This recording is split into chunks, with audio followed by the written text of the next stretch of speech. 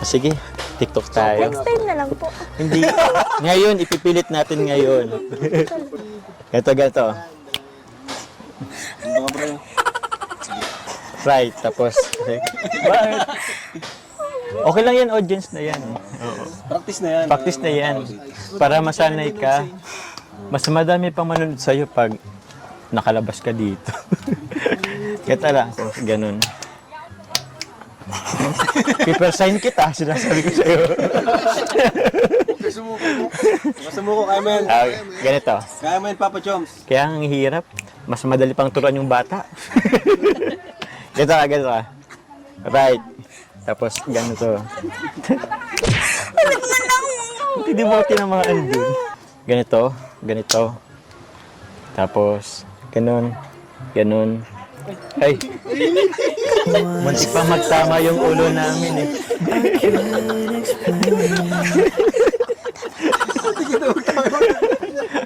Hawakan, ibaba mo lang to. Tapos sunod nun. Si tatay, tinan mo, nakabantay si tatay. Nakaready na yata si tatay.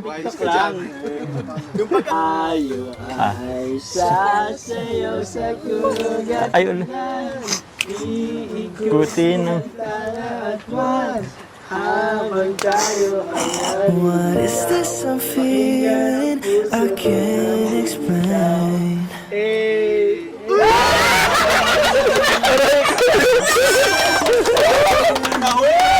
Sorry, patibong. Buti nga hindi nag-ano si tatay.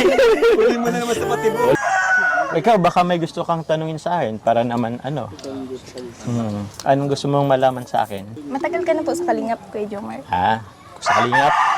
Alang din, medyo matagal-tagal na din. Siguro mga 5 buwan. Ano pong dati mong work?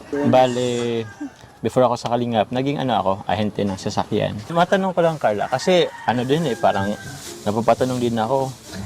Kasi tanong ko na lang, ano bang first impression mo sa akin nung nakita mo? Mabait. Mabait. Tapos ano pa? Ano po? Gentleman. Gentleman.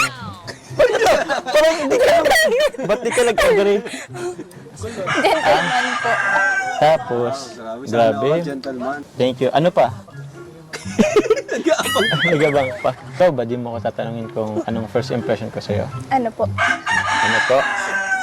Siyempre, una, maganda. Tapos, mabait. Matulungin. Masipag, lalo na. Family-oriented.